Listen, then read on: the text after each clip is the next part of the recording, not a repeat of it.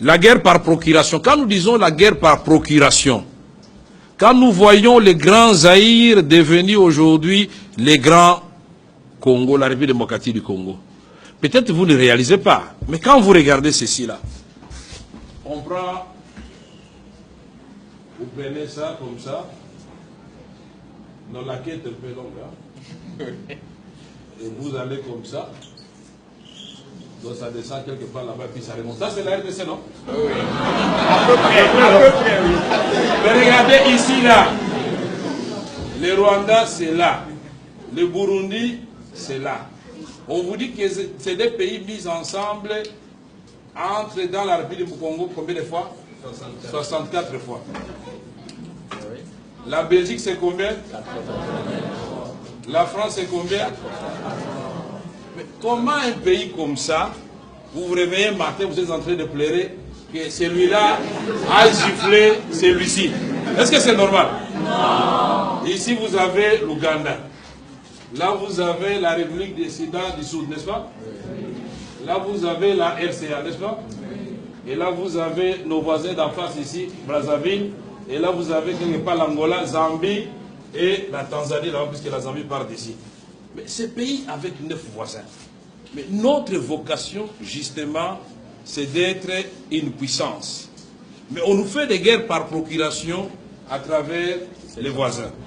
Les guerres par procuration à travers les multinationales. Pourquoi nous avons cessé d'être un État où les gens peuvent venir conclure des contrats et espérer, dans le cadre de ce qu'on appelle coopération gagnant-gagnant, encore que le mot, ce sont les multinationales qui l'ont inventé. Gagnant-gagnant, mais il faut ouvrir les yeux. Ça peut être toujours déséquilibré. Mais les gens préfèrent là où ils peuvent gagner peut-être à l'échelle, mais pendant longtemps, et être sûr que la situation sera stable. Mais quand ils sont conscients que vous êtes une bande d'aventuriers en train de diriger un pays, ils vous font la guerre, et donc toute cette partie à l'est de la République démocratique du Congo est paralysée. Mais paralysée pendant ce temps, on vous a dit, le professeur Bakali vous avez dit, Walikale, dans le nord Kivu, à Walikale, nous sommes allés faire ma campagne, on avait atterri à 17h, non? Oui, oui. Quand vous atterrissez à Walikale, le pilote russe vous dit on doit faire un petit tour parce qu'on doit atterrir sur une route asphaltée. Ce n'est pas une piste. Oui. Mais qu'est-ce qui s'est passé à Walikale? Walikale, on était en train de construire la route par les Allemands. Il y a une partie qui devait partir de Kivu et une autre partie de Kisangani. Et les deux routes devaient se rencontrer pour relier Bukavu à Kisangani. Mais quand ils arrivent à Walikale, tiens, ils creusent, les Allemands se regardent, ils disent, mais comment? Qu'est-ce que nous voyons là? Ça, c'est pas la cassiterite. Et puis, ah, l'or. Mais ils viennent de Kisangani, ils arrivent au niveau de Banalia ou... Oui, je crois. Ils creusent, ils voient, ça c'est de l'or. Eh bien, la route n'est jamais finie. Les Allemands, de part et d'autre, ont exploité pendant 4 ans. Et le président Mobutu se demandait, mais Zélan pose aussi la Teponanine. Et on va découvrir qu'ils sont en train d'exploiter. Donc la portion qui est restée ici, c'est ça qu'on appelle piste d'atterrissage. Ah bon? Et je vous dis que cette piste d'atterrissage a plus de vols par jour que l'aéroport international de Lubumbashi. 17 vols internationaux par jour. Donc les avions partent de Walikale, un bled perdu dans le circuit nord où il n'y a ni eau, ni électricité, ni école viable, ni centre de santé. Mais chaque jour, vous avez 17 vols de Walikale vers Nairobi. Walikale, Entebbe, Kampala. Walikale, vous allez à Kigali. Walikale, Bujumbura. Mais là, ce sont des centres de transit. Mais ces avions Antonov amènent des minéraux. Et ces minéraux sont récupérés tout de suite là, puisqu'il y a des centres de négoce.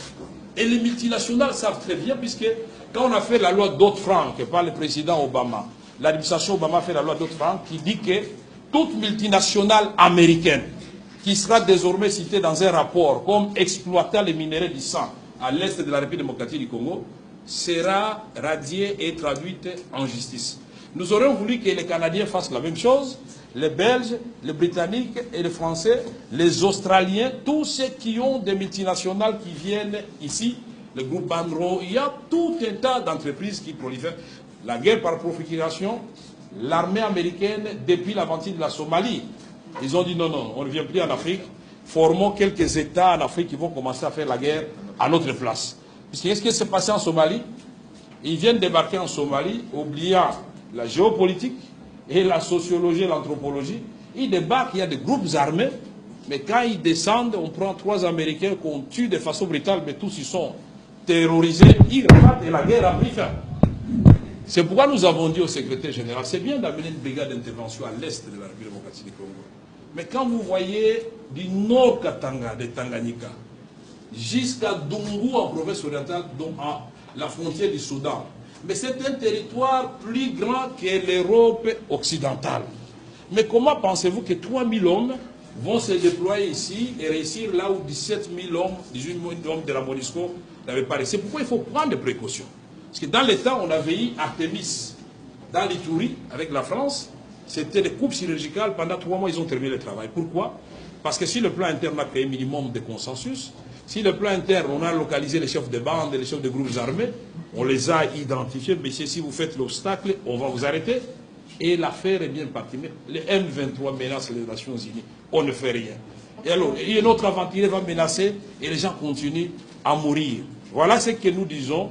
Guerre par procuration, ça peut être les multinationales, ça peut être les pays voisins, malheureusement aussi les Congolais. Et ils bombent les torses, ils disent je suis un grand rebelle. Mais vous n'êtes pas rebelle, monsieur. Vous êtes un pantin parce que utilisé par des pays étrangers pour déstabiliser votre propre pays. Ce sont des choses que nous devons bannir. Et les Congolais, malheureusement, pour accéder au pouvoir, ils sont prêts à tout. Y compris les pactes avec le diable, il va le faire, pourvu qu'il ait le pouvoir. Mais vous allez régner sur qui?